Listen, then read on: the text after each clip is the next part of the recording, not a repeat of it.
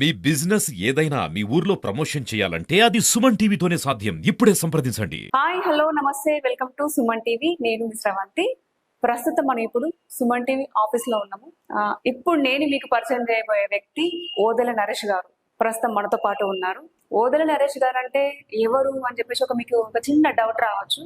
వికలాంగుడు అయినా కూడా ఏ మాత్రం ధైర్యాన్ని కోల్పోకుండా తన కష్టంతో వృద్ధులైన వాళ్ళ అమ్మానాన్నని పోషిస్తూ అలాగే తన కష్టపడి పని చేస్తూ సమాజ సేవ అది కూడా చేస్తున్నాడు. గుడి మీద ఉంటూ బ్యాగ్స్ సేల్ చేస్తూ తన కష్టంతో తన అమ్మానాన్నని పోషిస్తూ ఇటు సమాజ సేవ కూడా చేస్తున్నాడు. అంత గొప్ప వ్యక్తి నేను మీకు ఇప్పుడు పరిచయం చేస్తున్నాను. ఇందులో గొప్ప ఏముంది అని అనుకోవచ్చు. తన ఒక వికలాంగుడు ఇప్పుడు మనతో పాటు ఉన్నారు. మరికొన్ని వివరాలు కూడా వారిని అడిగి తెలుసుకునే ప్రయత్నం అయితే చేద్దాం. నమస్తే నరేష్ గారు. నమస్కారం మేడం. ఎలా ఉన్నారు? బాగున్నారా? చెప్పండి, అసలు మీ గురించి. మీరు ఒక వికలాంగులు అయ్యుండి కూడా ఒక సమాజ సేవ చేస్తున్నారు. అసలు వృద్ధులైన అమ్మానాలను కూడా మీరే చూసుకుంటున్నారు. ఏ మాత్రం పడకుండా ప్రోత్సాహంతో ముందుకెళ్తున్నారు. ఎలా అనిపిస్తుంది ఇప్పుడు ఈ సమాజ సేవ చేస్తా ఉంటే? నేను ఒక వికలాంగుని. నేను గత 2011 నుండి అనేక రకాల సేవా కార్యక్రమాలు చేస్తున్నాను. కరోనా టైంలో మాస్కులు, చలికాలంలో దుప్పట్లు, ఎండాకాలంలో వాటర్ బాటిళ్లు, వర్షాకాలంలో గొడుగులు. అయితే సేవా కార్యక్రమాన్ని ఎందుకు చేస్తున్నా అంటే, ఒక వేములవాడ దేవస్థానంలో ఒక అమ్మ కట్టుబట్టలతో సరిగా లేవు. సరికి నాకు చాలా దుఃఖం అనిపించింది. వేములవాడ దేవస్థానం వాళ్ళకి తిందామని తిండి కూడా సరిగా లేకుండా ఎక్కడి నుండో అమ్మ నాన్న తల్లి అమ్మ విడిచిపెట్టి వచ్చి ఇక్కడ వచ్చి బతుకుతుంది. అంటే ఇక్కడే ఉంటారు వాళ్ళు ఇక్కడ గుడి మీదనే భిక్షాటన చేసుకుంటూ వచ్చిన కొంత డబ్బుతో ఉంటుంది కాబట్టి వాళ్ళకి మనం ఏదో రకంగా సహాయం చేయాలని నా దగ్గర ఉన్న డబ్బుతో ఎక్కువ కాకుండా తక్కువ కాకుండా నాకు తోచినంత. నేను కూడా ఒక నిరుపేద కుటుంబానికి చెందేవాడిని. నా తల్లిదండ్రులే వృద్ధులు, ఏం పని చేయలేరు. నేను వికలాంగున్నా కానీ కొంచెం పని చేసుకుంటూ ఆ వచ్చిన కొంత డబ్బుతో వాళ్ళకు సేవా కార్యక్రమం చేస్తున్నాను. మంచిగా ఉన్న వాళ్ళే అసలు సమాజ సేవ చేస్తలేరు. మీరు ఒక అసలు వికలాంగులు అయ్యుంటూ కూడా చెయ్యాలి అనే ఆలోచన ఎట్లా వచ్చింది? ఎట్లా వచ్చిందంటే నాకు భగవంతుడు అట్లా ఇచ్చిండు. బాబు నరేష్, నువ్వు సేవా కార్యక్రమం నీ దగ్గర ఉన్న కొంత డబ్బుతోని 10 మంది పెట్టినానా, ఆ శివుడే నిన్ను కాపాడుతాడు, ఆ శివుడే నిన్ను చూసుకుంటాడు అని చెప్పి నా మనసులో అనిపించి నా దగ్గర ఉన్న డబ్బుతోని ఏదో కొంత డబ్బుతోనే సేవా కార్యక్రమాలు చేస్తున్నాను. మొన్న ఒక బ్రిడ్జి మీద 2 కాళ్ళు లేవు. దీపాపూర్ బ్రిడ్జి దగ్గర 2 కాళ్ళు పడిపోయినాయి, 2 చేతులు లేవు. ఆకలి అంటాడు. అధికారులు, ప్రజాప్రతినిధులు, యాత్రికులు వచ్చే పోయేవారు చూసుకుంటూ పోతున్నారు కానీ వాళ్ళు ఎవరు కూడా పాపం అనలేదు. నేను ఆయన దగ్గర తీసుకొని వాళ్ళకి స్నానం చేయించి వాళ్ళకి తినిపించి ఆ దెబ్బలు లాగిన నేను జబ్బమే ఎత్తుకొని ఏరియా హాస్పిటల్ పోయి దగ్గర ట్రీట్మెంట్ చేయించిన. అబ్బాయి బిడ్డ కడుపు చల్లకుండా మాట్లాడు. ఆయన దగ్గర పోతే గలీజ్ ఉన్నాడు మనిషి. అంత గలీజ్ దగ్గరికి పోయితే నేను ఆయనకు ట్రీట్మెంట్ చేయించి తినబెట్టి ఎక్కడ ప్లేస్ లో మళ్ళీ అక్కడ చేపించాను. ఇంకా మీ అమ్మ నాన్న వాళ్ళు ఏం చేస్తారు? మా అమ్మ నాన్న వృద్ధులు, ఏం పని చేసుకోలేకపోతున్నారు. నేను వికలాంగుని. నేను డిగ్రీ ఐటీఐ వరకు చదువుకున్నాను. ఐటీఐ కాలే ఫస్ట్. ఇప్పటికీ చాలా పోటీ పరీక్షలు రాశాను. ఇప్పటి వరకు ఏ పోటీ పరీక్షలు రాసినా కానీ ఇలా కూడా విజయం సాధించలేదు. దయచేసి ప్రభుత్వానికి ఏంటంటే ఏదైనా చిన్న ఉద్యోగం ఇప్పిస్తే నా తల్లిదండ్రులను పోషించుకుంటూ వచ్చిన కొంత డబ్బుతో ఇటు సేవా కార్యక్రమాలు చేసుకుంటూ నా తల్లిదండ్రులను పోషించుకుంటూ హ్యాపీగా ఉందామని ప్రభుత్వానికి దయచేసి 2 చేతులు పెట్టి నమస్కారం చేస్తున్నాను. నాన్న కూడా ఏం పని చేయడం? నాన్న కూడా ఏం పని చేయడు, ఇంటి దగ్గర ఉంటాడు. ఓన్లీ ఇప్పుడు మీరు ఎంతమంది? మా తమ్ముడు, నేను, అక్క, ముగ్గురు. అమ్మ నాన్న. అంటే అక్కకు మ్యారేజ్ 2012 మ్యారేజ్ అయింది. తమ్ముడు ఏం చేస్తారు? తమ్ముడు ఇప్పుడు ఇంటర్ సెకండ్ ఇయర్ అవుతుంది, చదువుకుంటు. మీరు మాత్రం ఇప్పుడు గుడి దగ్గర సేల్ చేస్తూ మీ వృత్తిని కొనసాగిస్తాను. ఎంత వస్తుంది నెలకి? 10,000, 12,000, 13,000. ఇప్పుడు మరి ఇంట్లోకి ఎట్లా పోషిస్తున్నారు? ఇప్పుడు అమ్మ నాన్న తమ్ముడు, అక్క వాళ్ళకు కూడా ఏదైనా పండగ వచ్చినా ఏదొచ్చినా వల్ల మళ్ళీ మీరే చూసుకోవాలి. సరిపోతుందా? సరిపోతుందంటే ఉన్నదల్లా సరిపెట్టుకోవాలని చేస్తున్నారు. ఉన్నదల్లా అంత ఎక్కువ కాకుండా తక్కువ కాకుండా ఉన్నదల్లా సరిపెట్టుకుంటున్నారు. వాళ్ళకి ఇప్పుడు వృద్ధులు కాబట్టి వాళ్ళకు కూడా చాలా హెల్త్ ప్రాబ్లమ్స్ ఉంటాయి. అవును, వాళ్ళకు మొత్తం టోటల్ గా మీరే చూసుకోవాలి. నా కుటుంబాన్ని మొత్తం నేనే చూసుకోవాలి. చావైనా బతికైనా నేనే చూసుకోవాలి. సమాజ సేవలు అంటే ప్రజెంట్ ఇప్పటి వరకు ఏమేమి చేశారు? ఇప్పటి వరకు కరోనా టైంలో దగ్గర 90,000 మాస్క్ వచ్చిన, ఎండాకాలంలో వాటర్ బాటిల్స్ వచ్చిన, చలికాలంలో ఒక 500 దుప్పట్లు వచ్చిన, భీమేశ్వర టెంపుల్ దగ్గర గజ గజ అమ్ముతుంది. అప్పుడప్పుడు షాపింగ్ మాల్ పోయి ఒక 15-20 దుప్పట్లు బ్లాక్ షీట్లు తీసుకొచ్చి వాళ్ళకు ఇచ్చేసిన. ఉమ్, ఇప్పుడు ఎక్కడ ఫర్ ఎగ్జాంపుల్ రోడ్ పండు పోతుందని ఆకలి నాకు ఆ ఆకలి లెక్క చేయకుండా ఆకలి ఉన్న డబ్బులతో ఆయన భోజనం నేనే స్వయంగా తినిపించి చేస్తానట్టు. ఉమ్. ఎక్కడ ఎవరికి అన్యాయం జరిగినా ఎక్కడ ఎవరికి ఆకలి ఉన్నా నేను ఈ అల్లా నెంబర్ 1 నేనే ఫస్ట్ ఉంటాను. మీరే ముందుంటారు. నేనే ముందుంటే వాళ్ళ ఆకలిని వాళ్ళ కష్టాన్ని తీరుస్తా. బిడ్డ ఇట్లా కాకట్లా నువ్వు మంచిగా ఉండు, నువ్వు ధైర్యంగా ఉండు, ఉమ్. అట్లా. అసలు మనకు మనసు తృప్తి. అవును అవునా కదా, ఒకరికి హెల్ప్ చేస్తామంటే అరే చేసినా, అసలు ఎవరు చేసినా చేయకపోయినా నేను చేసినా అని చెప్పేసి ఒక మనసు తృప్తి ఉంటుంది చూసారా, అది చాలు మనకి. ఇప్పుడు మీ అమ్మ నాన్న వాళ్ళది ఎక్కడ?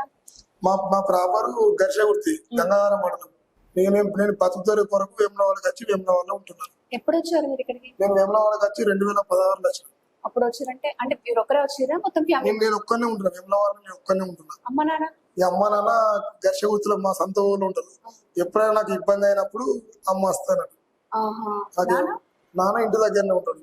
ఇంటికడే ఉంటాడు. ఆ ఇంటి దగ్గర ఇప్పుడు మీరు ఒక్కరు ఇక్కడ రూమ్ తీసుకుని రూమ్ తీసుకొని ఉంటున్నా. వంట ఈ అవన్నీ వంట మొత్తం నాదే, మీరే చేసుకుంటారు? నేనే చేసుకుంటా. నాకు ఎప్పుడైనా కష్టమైనప్పుడు అమ్మ నచ్చి వంట చేయమంటారు. ఎప్పుడైనా హెల్త్ ప్రాబ్లమ్స్ ఉన్నా కూడా. ఉమ్. ఆ. 2018 నుంచి ఇప్పటి వరకు అక్కడ అధికారులైనా ప్రజాప్రతినిధులైనా నాకు చాలా రకంగా హెల్ప్ చేస్తారు. ఉమ్. బిడ్డను మంచిగా బతుకు, మంచిగా ఉండు అని చాలా మంది ఈవో గారైనా మంచిగా ఉండు బాబు అని చెప్పారు. ఏఈఓ గారు అవును, అందరు సపోర్ట్ ఉంది అక్కడ. అందరు సపోర్ట్ ఉంది. అంటే నా మంచితనం బట్టి అక్కడ సపోర్ట్ ఉంది. ఉమ్. నేను లంగను దొంగనైతే సపోర్ట్ ఉండదు. చూసింది అర్థమైపోతుంది కదా మీరు ఎంత మంచి వాళ్ళు అనేది. అవును. ఇప్పుడు మంచి ఉన్న వ్యక్తులే ఎవరైనా కనిపిస్తే ఆ మురికి బట్టలు వాళ్ళ అవతారం చూసే లేచి అద్దు ముట్టుకోమని చెప్పేసి వెళ్ళిపోతారు. అలాంటిది మీరు అదంతా పక్కన పెట్టేసి వెళ్ళి వాళ్ళకి సమాజ సేవ చేస్తుంటున్నాం, అదే కదా గ్రేట్. మీ మంచి మనసు అనేది అక్కడే బయటపడుతుంది అవును. మీరు ఎంత మంచివారు అనేది. సో ఇంకా మీ హెల్త్ ఇప్పుడు ఏం జరిగింది మీకు? నా పుట్టుక సంది అంగవైకల్యం. ఇప్పటి వరకు తిరుపతి అక్కడ ఇక్కడ పోతే చక్కగా అయితే అన్నారు కానీ ఇక అవి మళ్ళా చెట్లు ఎక్కితే గుట్లు ఎక్కితే ఉన్న కాళ్ళు మళ్ళీ ఇరిగిపోతాయని చెప్పి ఇక మా అమ్మ ఇట్లనే ఉంచింది అన్నట్టు. అంటే మీరు పుట్టినప్పటి నుండి ఇలా? పుట్టినప్పటి నుండి 2 కాళ్ళు వంకర. పుట్టుడుతోనే ఇట్లా పుట్టడం ఇలాగే పుట్టిరు. అవునవును. అంటే చూపెట్టలేరు అమ్మ వాళ్ళ హాస్పిటల్? ఇక అమ్మ వాళ్ళు అప్పుడు చూపెట్టాలంటే నేను చిన్న పిల్లగాని, నాకు మాటలు రావచ్చు అట్లా. మీకు మాటలు రావు. వాళ్ళైతే ఇప్పుడు మాకు అబ్బాయి ఇలా ఉన్నాడు, కొంచెం కాళ్ళు ఇలా ఉన్నాయని చెప్పేసి, ఎందుకంటే ఇప్పుడు కొంచెం పెరిగిన కొద్దీ మన బోన్స్ అనేవి స్ట్రేట్ కావు. పుట్టినప్పుడు ఎటంటే అటు తిరుగుతాయి, సెట్ చేయొచ్చు. అప్పుడు ఆ టైంలో వాళ్ళు హాస్పిటల్ చూపెట్టలేరా?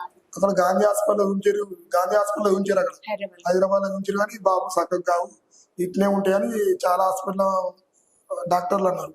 ఇట్లనే ఉన్నది అని చెప్పి ఇప్పటి వరకు ఇట్లనే ఉన్నాయి. అసలు అయితే అవి ఖచ్చితంగా, కానీ వాళ్ళు మీకు ఆర్థిక పరిస్థితి బాగాలేదు కాబట్టి అటు ఇటు హాస్పిటల్ చూపెట్టలేక సరే ఉండని ఏం తిరుగుతాం అన్నట్టుగా ఊరుకున్నట్టున్నారు. కానీ అవి ఖచ్చితంగా అవుతుండేవి. నేను డిగ్రీ ఐటీఐ చదువుకున్నా, ఐటీఐ కాలేజ్ ఫస్ట్. ఈ డిగ్రీ అయిపోయాక ఇంట్లో పరిస్థితి మంచిగా లేక ఇంట్లో కుటుంబాన్ని పోషించడం ఎలా అర్థం కాక నేను చిన్న చిన్న పనులు చేసుకుంటూ కుటుంబాన్ని పోషిస్తున్నాను. చిన్న చిన్న పనులు. జాబ్స్ కోసం ట్రై చేయలేరు? జాబ్ మొన్న గ్రూప్ 4 రాసిన. గ్రూప్ 4 రాస్తే 300 మార్కులకు 87 మార్కులు వచ్చినాయి. బాగా కష్టపడ్డా కానీ కొంచెం పేపర్ టఫ్ వచ్చి ఇట్లా ఏం రాయలేకపోయినా. చాలా పోటీ పరీక్షలు రాసిన, చాలా అప్లై చేసిన, దగ్గర జాబ్స్ ఒక 8 లక్షలు ఖర్చు పెట్టుకున్నా. ప్రతి జాబ్ అప్లై చేసిన ఏ జాబ్ కూడా రాలేకపోయింది. చాలా బాగా అనిపిస్తుంది, అప్పుడప్పుడు చాలా దుఃఖం అనిపిస్తుంది. నాకు ఉద్యోగం లేదు, నా కుటుంబాన్ని ఎట్లా పోషించాలి, నేను ఒక వికలాంగుని అయిపోతున్నా, నా కుటుంబాన్ని ఎట్లా పోయి నాకు పిల్లలను కూడా తోలిస్తారు, జాబ్ లేదు. ఎంత ఉంటది ఏజ్? నా ఏజ్ ఇప్పటికి 30 ఏళ్ళు ఉంటది. 30 years. నాకు జాబ్ లేదు, ఎట్లా ఇవ్వాలి, నా బిడ్డను ఎట్లా ఇవ్వాలి అని చెప్పి ఇప్పటి వరకు ఎవరు కూడా ఇస్తలేదు. ఇప్పుడు జాబ్ లేదు, మరి ఇంత కష్టపడుతున్నాను, ఇంత చదువుకున్నాను, ట్రై చేశానని చెప్పేసి అంటున్నారు. ఆలస్యం జరుగుతుంది. ఇప్పుడు మళ్ళీ మీరు సమాజ సేవ చేస్తున్నారు. ఒక పని ఆలస్యం జరుగుతుంది అంటే దేవుడు మనకి ఇంకోటి ఏదో మంచిగా ఇవ్వబోతున్నాడు అని చెప్పేసి అర్థం. దేవుణ్ణి నమ్ముతా అన్నారు శివుడు ఖచ్చితంగా మీకు ఒక మంచి జాబ్ ఇవ్వాలని చెప్పేసి నేను మనస్ఫూర్తిగా కోరుకుంటున్నాను. నాకు ఏదైనా ఇప్పుడు నెల కానీ 2 నెలలు కానీ ఎంపీ ఎలక్షన్లు అయిపోయినా కానీ నాకు ఏదైనా ప్రభుత్వం రేవంత్ రెడ్డి ముఖ్యమంత్రి రేవంత్ రెడ్డి గారు కానీ స్థానిక మంత్రులు, ప్రజాప్రతినిధులు, పాత్రికేయ మిత్రులు ఏదైనా నాకు ఒక చిన్న గవర్నమెంట్ జాబ్ ఇస్తే నా కుటుంబాన్ని పోషించుకుంటా అని ఆ ప్రభుత్వానికి 2 చేతులు దండం పెడుతున్నాను. ఇప్పుడు మీరు ఇంత సమాజ సేవ చేస్తున్నారు, మీ కష్టంతో పని చేసుకుంటూ అమ్మ నాన్నలను పోషిస్తూ సమాజ సేవ చేస్తున్నారు. మిమ్మల్ని ఇప్పటివరకు గుడి దగ్గర కానీ బయట వాళ్ళు కానీ ఎవరు గుర్తించలేరా? ఇప్పటి వరకు నేను సమాజ సేవ చేసిన దగ్గర 5 లక్షల రూపాయలు సేవా కార్యక్రమాలకు పెట్టినా. 5 లక్షల వరకు 5 లక్షల వరకు సేవా కార్యక్రమాలు పెడుతున్నా. శివుని ఆజ్ఞ లేని చీమైన గుర్తాయట. ఆ శివుని ఆజ్ఞతోనే శివుడు నాకు హెల్ప్ చేస్తుండు, శివుడు నన్ను ఆదుకుంటుడు కాబట్టి నాకు వచ్చిన సోమతిలో చాలా మందికి హెల్ప్ చేస్తున్నా. కానీ ప్రభుత్వం ఇప్పటి వరకు ఈ బీఆర్ఎస్ ప్రభుత్వం కానీ ఇప్పుడు వచ్చిన కాంగ్రెస్ ప్రభుత్వం కానీ ఇంకెవరు గుర్తించలేదు. ఇక ముందు ముందు గుర్తిస్తాయి కావచ్చు అనుకున్నా. మొన్నటిదాకా బీఆర్ఎస్ ప్రభుత్వం ఉండే, కాంగ్రెస్ ప్రభుత్వం మొన్ననే వచ్చింది కాబట్టి ఈ కాంగ్రెస్ ప్రభుత్వం అలా గుర్తిస్తాయి కావచ్చు అనుకుంటున్నాను. కానీ ఇప్పటి వరకు ఎప్పుడో నన్ను గుర్తించాలి, కానీ ఇంతవరకు ఎవరు గుర్తించలేదు. అదే చాలా బాధాకరంగా ఉంది. ఏ వికలాంగుడు సేవా కార్యక్రమాలు చేయడు. యావత్ తెలంగాణ రాష్ట్రంలో ప్రతి దేవస్థానంలో సేవా కార్యక్రమాలు చేసిన. ప్రతి దేవస్థానంలో యాదగిరి గుట్ట కానీ, కొమరవెల్లి కానీ, భద్రాచలం కానీ, కొత్తకొండ కానీ, కొండగట్టు కానీ, ధర్మపూర్ కానీ, బాసర కానీ, ఇది చాలా రకాల టెంపుల్లో మొన్న రేకుర్తి స్వయంగా సమ్మక్క సారలమ్మ జాతరలో కూడా 150 అరటి పన్ను మంచిది. 150 ఆ గంగెద్దులు వాళ్ళకు, ముసలి వాళ్ళకు, గుడి వాళ్ళకు, మొత్తం అక్కడ బొమ్మలు భిక్షాలు చేసే వాళ్ళకు, చిన్న చిన్న పొలాలకు 150 అరటి పండ్లు. అవి నాకు కరీంనగర్ కూరగాయల మార్కెట్ నుంచి రేకుర్తికి మోసుకపోవడానికి అంత దమ్ము లేదు. అంత దమ్ము లేకున్నా కానీ ఆటో కిరాయి మాట్లాడుకుని అక్కడ అందరు మంచిది. ప్రతి మేడారం సమ్మక్క సారలమ్మ జాతరకు ఖచ్చితంగా నేను రేకుర్తి పోయి ఏదో రకంగా సేవా కార్యక్రమాలు చేస్తాను. కానీ ఇప్పటికి ఎప్పుడో ప్రభుత్వం గుర్తించాలి, ఇంకా గుర్తించలేదు.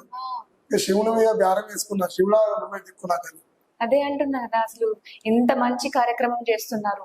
చిన్న వచ్చే జీతంతో మీరు బ్రతుకుతూ అమ్మ నాన్న వాళ్ళని చూసుకుంటూ ఇటు అరే మాకు వచ్చిన జీతమే మాకు సరిపోతుంది. ఇప్పుడు మాలాంటి వాళ్ళకైనా పెద్ద పెద్ద జాబ్ చేసే వాళ్ళకి వాళ్ళకి వచ్చిన జీతమే సరిపోదు.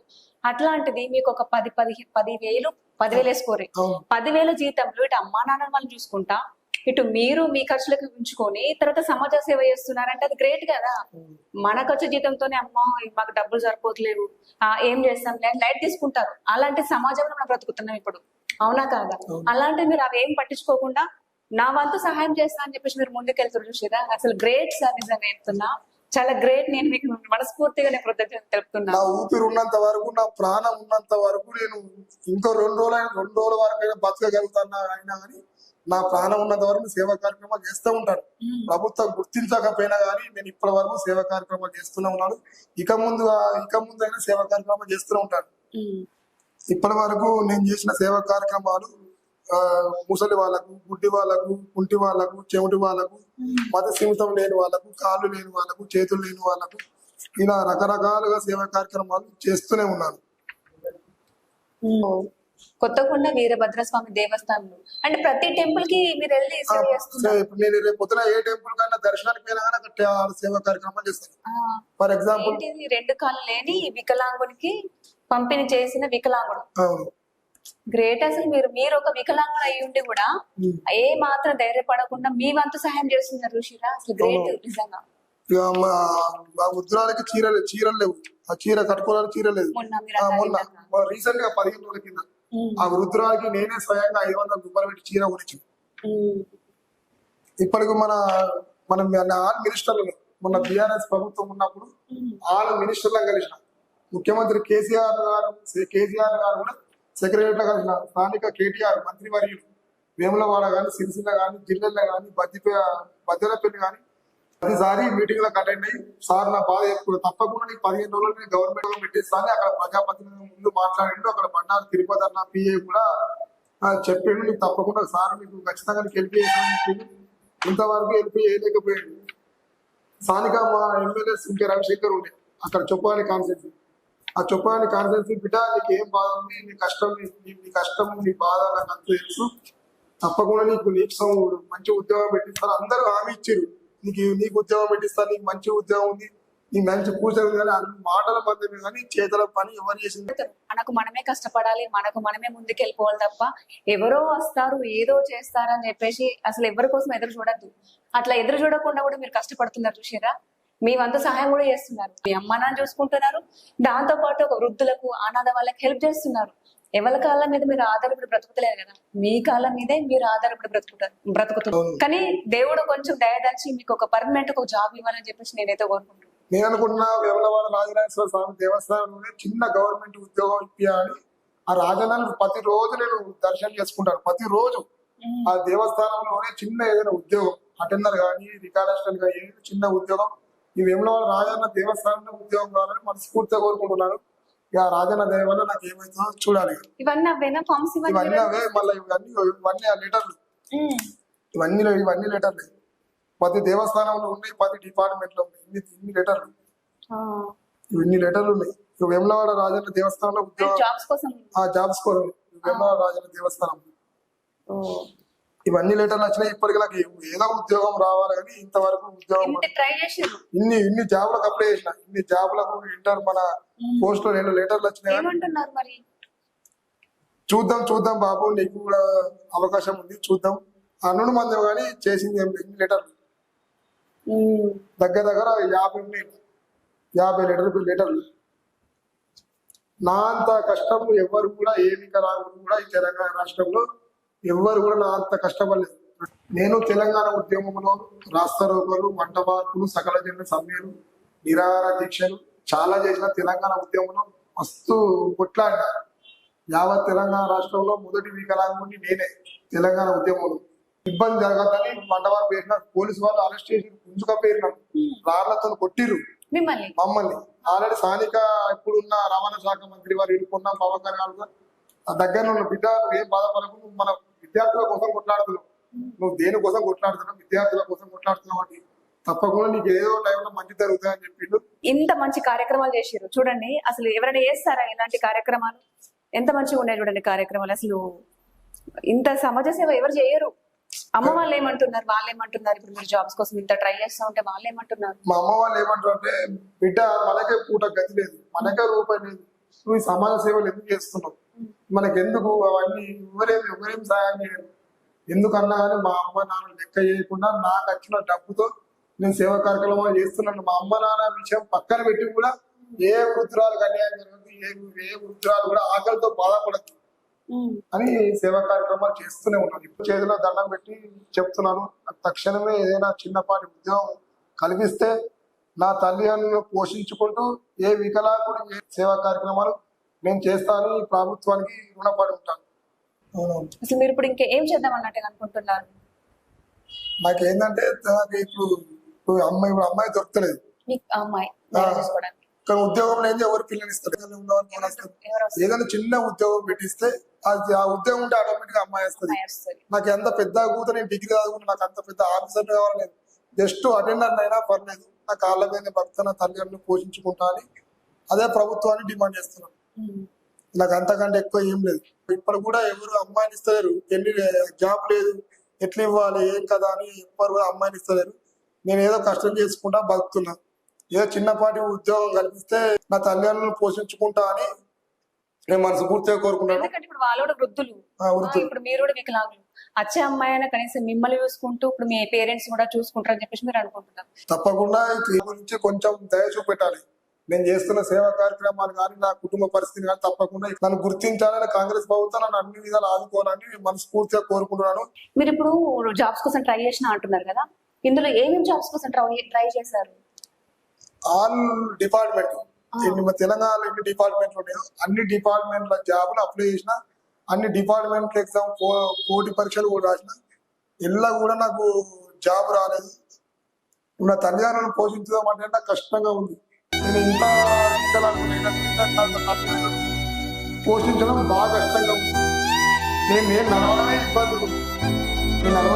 ఉంది, కాబట్టి నాకు ఏదైనా ఈ గవర్నమెంట్ ఏదైనా చిన్న ఉద్యోగం ఇప్పిస్తే నా కుటుంబాన్ని పోషించుకుంటారని, నా తల్లిదండ్రులు పోషించుకుంటారని ప్రభుత్వాన్ని విజ్ఞప్తి చేస్తున్నాను. నాకు తక్షణమే ఏదైనా చిన్నపాటి ఉద్యోగం కల్పించాలి. ఈ కాంగ్రెస్ ప్రభుత్వాన్ని రుణపడి ఉంటాను. నేను నడవనే కష్టంగా ఉన్నా కానీ పేదవాడిని కలుసుకుంటూ ప్రజలకు ముసలి వాళ్ళకు పుట్టి వాళ్ళకు సేవా కార్యక్రమాలు చేసుకుంటూ బతుకుతున్నాను. దయచేసి ప్రభుత్వం నన్ను అన్ని విధాలు ఆదుకోని నా వికలాంగులైన తల్లిదండ్రులను వృద్ధులను ఆదుకోవాలని మనస్ఫూర్తి కాంగ్రెస్ ప్రభుత్వానికి రుణపడి ఉంటానని 2 చేతులు దండం పెట్టి చెప్తున్నాను. తప్పకుండా నాకు ఉద్యోగం వస్తుందని అనుకుంటున్నాను. మేడం, నేను గుడి మీదనే ఇప్పటి వరకు సేవా కార్యక్రమాలు చేస్తున్నా 2016 నుండి. ఆ గుళ్ళోనైనా స్వీపర్ ఉద్యోగం ఇచ్చినా నేను చేస్తా. స్వీపర్ నాకు ఆ ఉద్యోగం చేయడానికి స్వీపర్ ఉద్యోగం ఇచ్చినా కానీ కళ్ళ కలిగిపోయి ఆ స్వీపర్ పోస్ట్ చేస్తా, సీపర్ ఉద్యోగం చేస్తా. ఎవరైనా చూసినట్లయితే తప్పకుండా ఈ ఉద్యోగానికైనా రెడీగా ఉన్నా. నాకు ఏదైనా గవర్నమెంట్ ఉద్యోగం సీపర్ వచ్చినా పర్వాలేదు. నేను ఏ పని చేయడానికి కూడా సిగ్గుపడను. దొంగతనం లంగతనం చేస్తే సిగ్గుపడాలి. మనం కష్టపడుతున్నాం కాబట్టి సీపర్ ఉద్యోగం ఇచ్చిన కానీ కళ్ళకు అద్దుకొని ఆ పని చేసుకుంటాను నేను మనస్ఫూర్తిగా కోరుకుంటున్నాను. సో చూసారు కదండి ఓదెల నరేష్ గారు, తను ఒక వికలాంగుడు అయ్యుండి కూడా చాలా మట్టుకు సమాజ సేవ చేస్తున్నాడు. నేను మంచిగా ఉన్న వాళ్ళే అసలు ఎవరైనా సమాజ సేవ చేస్తున్నారా అండి? ఎక్కడో కొంతమంది సమాజ సేవ చేస్తున్నారు. అలాంటిది నరేష్ గారు వికలాంగుడు, పుట్టుకతో వికలాంగుడు అయినా కూడా నేను వికలాంగుడిని, నాకే ఎవరైనా చేయాలని చెప్పేసి అనుకుంటారు కానీ తను అలా అనుకోకుండా సమాజం కోసం కష్టపడుతున్నాడు. అలాగే వాళ్ళ ఫ్యామిలీ కోసం కూడా కష్టపడుతున్నాడు. అటు తమ్ముడిని కూడా చదివిస్తున్నాడు, అటు అక్కను కూడా చూసుకుంటున్నాడు. మొత్తం ఇంటి భారం అంతా తనే వేసుకుంటున్నాడు. నాకు ఒక జాబ్ లేదు, నేను ఇంతవరకు నేను చదువుకున్నాను, ఎక్కడన్నా ఒక చిన్న జాబ్ ఇస్తే గనక నేను సెటిల్ అవుతాను. నాకు ఇప్పటికి 30 ఏజ్ ఉంది, అయినా కూడా ఒక అమ్మాయిని కూడా నాకు అసలు దొరకడం లేదు, ఒక అమ్మాయి కూడా నాకు దొరకలేదు. జాబ్ లేక నాకు ఈ అమ్మాయిని కూడా నాకు ఎవరు ఇవ్వడానికి కూడా ముందుకు వస్తలేరు. దయచేసి నాకు ఒక జాబ్ కావాలని చెప్పేసి తను కోరుకుంటున్నాను. మనస్ఫూర్తిగా మనం కూడా తనకి జాబ్ రావాలని, తను సెటిల్ కావాలని చెప్పేసి, తన కష్టాలని తీరిపోవాలని చెప్పేసి కూడా నేను మన సుమన్ టీవీ తరపున కోరుకుంటున్నాను. అలాగే ఇప్పుడున్న గవర్నమెంట్ని కూడా నేను మనస్ఫూర్తిగా కోరుకుంటున్నాను. ఓదెల రమేష్ గారిని పట్టించుకొని తనకు ఒక మంచి జాబ్ ఇవ్వాలని చెప్పేసి ఈ సుమన్ టీవీ ద్వారా మనస్ఫూర్తిగా కోరుకుంటున్నాను. కెమెరామెన్ విజయ్తో నేను మీ శ్రవంతి, సుమన్ టీవీ.